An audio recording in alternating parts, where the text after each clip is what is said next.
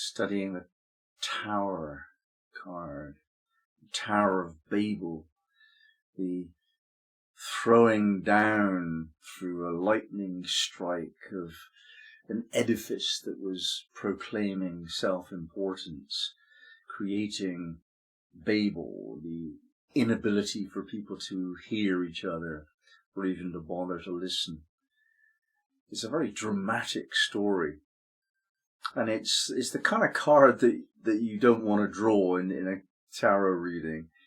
You know, the death card, you can come to terms with that. Even the devil, you know, you can have a little laugh about. But the Tower, you don't want the Tower. And the reason for that is because of all the interpretations that have been written about anything esoteric by people who are not yet fully realized in their open-hearted joy. Most of what we study in astrology and tarot and most of the other stuff, not so much the I Ching, that's quite positive, but it is very structured in Confucius's idea about what's right and wrong. Old books tend to be more liberal, less judgmental, but the modernity of the tarot means that it's been commented upon by people who aren't very awake. And we learn that, and we learn it before we have awakened ourselves. That's how we come to awaken, by studying this stuff. And you get the impression that the people that wrote this down were a bit proud of their own status of having awakened a bit and didn't want anybody else to join them. That's the impression I get sometimes. Such is the negativity associated with some of the interpretations. And then we're not to exclude Sabian symbols in that. Mark Edmund Jones was definitely kind of showing the negative side. And we can see that there's an advantage in that on the one hand, because unless you relate to somebody's negative side, you're not going to form rapport. Most people, rightly or wrongly, and I'm suggesting definitely wrongly, most people think that life happens to you and you have to suffer it. Very few people understand that we're creating everything that we perceive. It's us, it's our fault, it's our reward, you know, whatever way you look at it.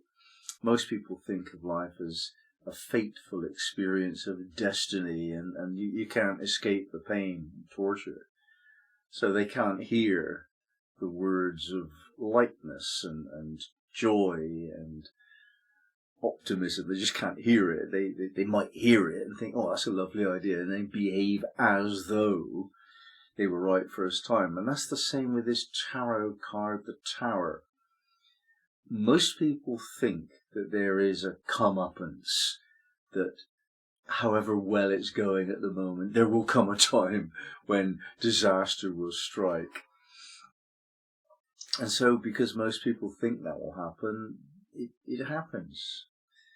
And when that becomes a collective experience, it happens on the level of war. We're experiencing that more now than for quite some time. And it's interesting to notice that the conflagration is once again coming to light in the Middle East. Now, we know about this because it's been written about for thousands and thousands of years. You may not know that the word Philistine in the Bible and Palestinians today, their equivalents, and the Jewish people, in other words, Jesus at that time, and the Philistines, they weren't happy with each other way back when. And they're still having a war about the same question. And the question is to do with you not being of my tribe. You're not one of my family. You're they, you're them, you're the enemy.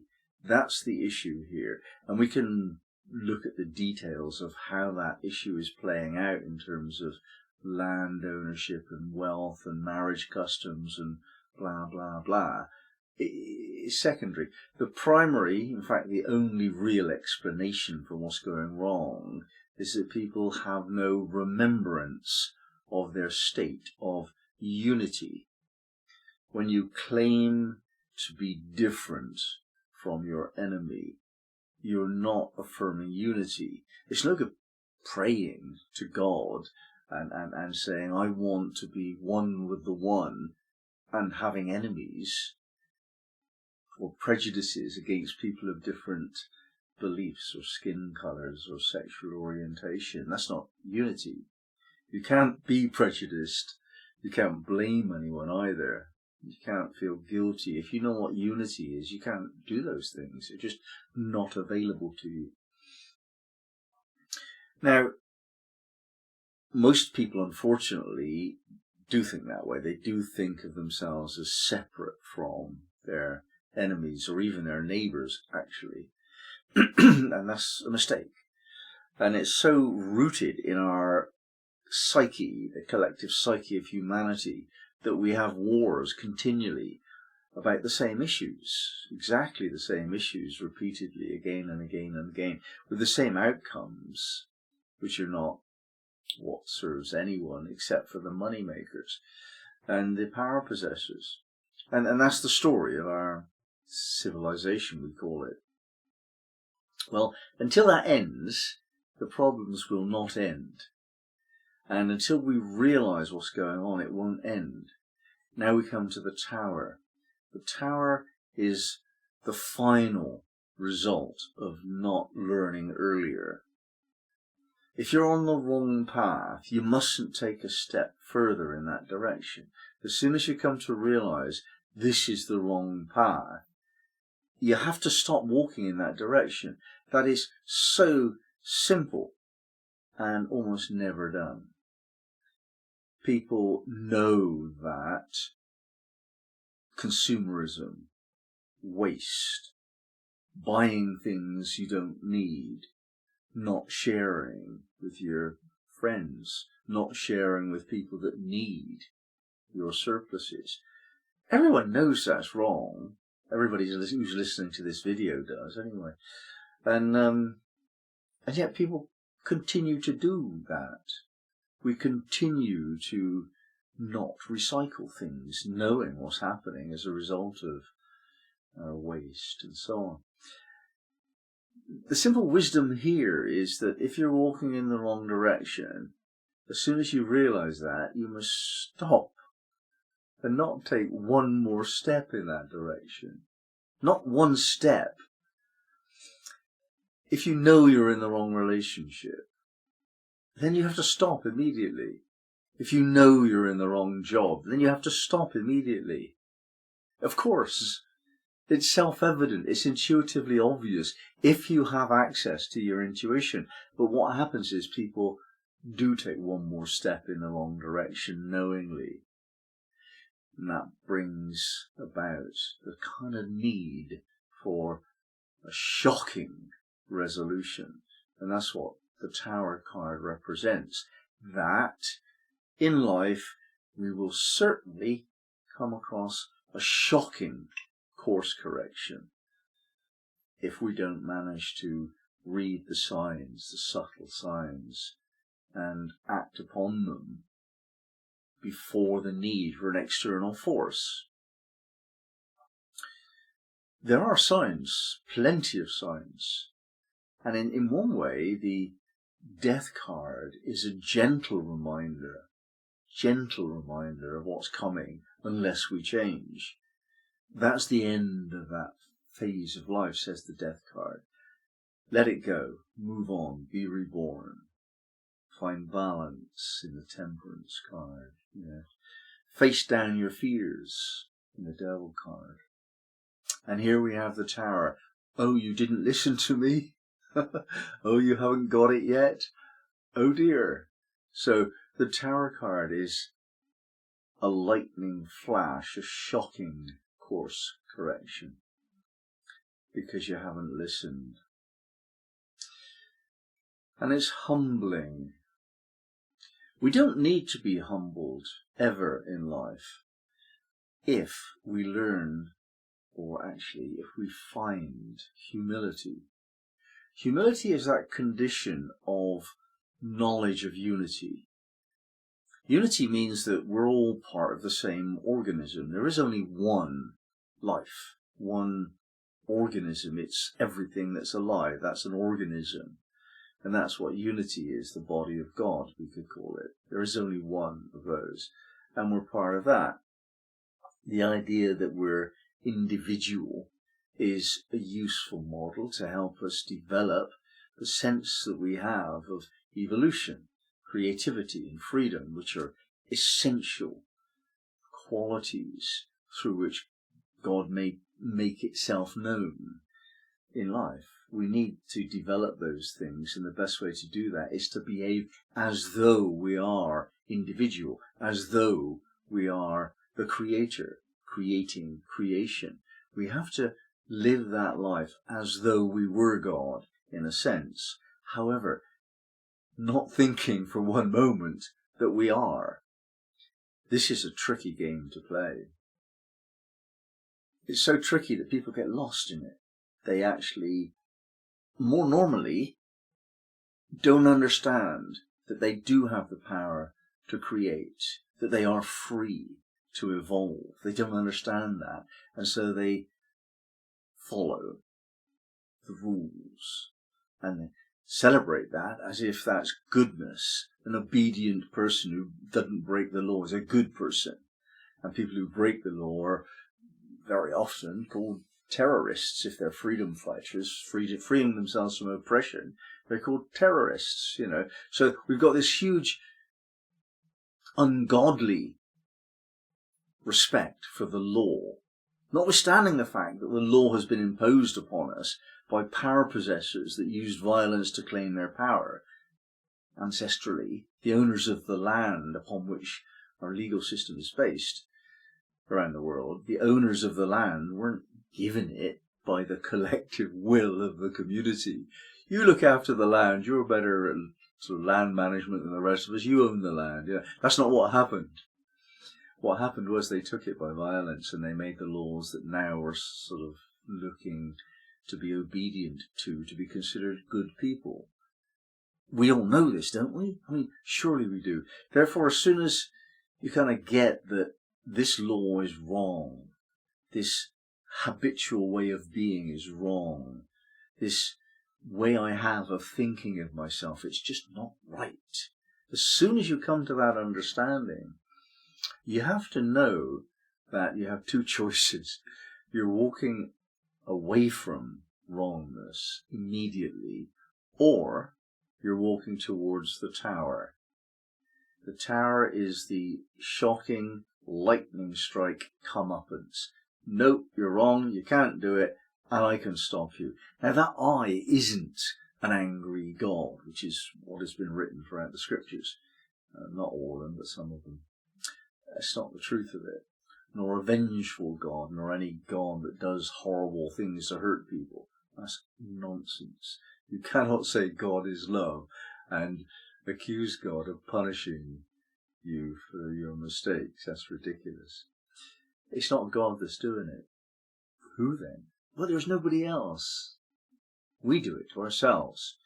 And if you actually look at the shocking things that have happened to you, that's brought you to your knees in suffering, and you look at what gave rise to it, you'll notice that you're the original cause, and you knew that what you were doing was wrong in the first place. It's just that you've put that down into the unconscious part of yourself, and you have refused to remember the truth. If we do that, if we refuse to acknowledge that we are the cause of everything that happens, everything, even if we repress it into the unconscious self, nevertheless, we're responsible for it, even though we forget that we are. If we need reminding of that, well, then we'll get the tower experience. And this acts out in our life as sudden, shocking sufferings, in a sense. We suffer inconvenience and pain and loss and these kind of things out of the blue, and there's nothing that we can do about it at the time. Except perhaps we can understand the wisdom of why it's happening. You have to look deeply into the reasons why this has happened. And there will be a string of connectedness. It's not a mysterious event. It's a predictable event. Like, for example, the climate change catastrophes that are going on now in the world. They were predicted quite some time ago, a long time ago, and we have ignored those predictions. And now we're right on the brink of, collectively as a species, experiencing the tower. In other words, all of this is coming crashing down in one way or another. It started as well. Just look in the news, it started. There are currently 3 genocidal wars. They weren't going on 3 years ago. What's happened is that we've built skyscrapers instead of cathedrals. That's the last period in world history. The last couple of 100 years, we've moved away from building cathedrals to building skyscrapers. And the people that stand on the top of the highest point in the community, that's the leader. So now our leaders are not the ones who climb to the top of the cathedral or the minaret in Islam and speak the name of God. The ones now are the penthouse suites on top of the tall buildings, and the boss who sort of inhabits the top floor, which is created as a statement of luxury and power of position. So we've actually become a degenerate species, building brick upon brick upon brick to the highest level in the city. But even if we go back and we say, oh, well, cathedrals, at least they're very beautiful and they can contain experiences of sound, the like of which is not replicated anywhere on the planet. So cathedrals, that's the right thing. It could be said, though, that that's not quite the right thing, because a mountain is the right thing. If you want to get the glory of God, it's actually at the top of a mountain, not the top of a cathedral. It's certainly not at the top of a skyscraper. So there was a time when if you wanted that experience, you'd climb the mountain. And climbing the mountain is a healing experience. It's moving you away from the marketplace. That's the thing about the top of a mountain, is nowhere near the marketplace. Whereas even a cathedral, and most assuredly skyscraper, that is the marketplace.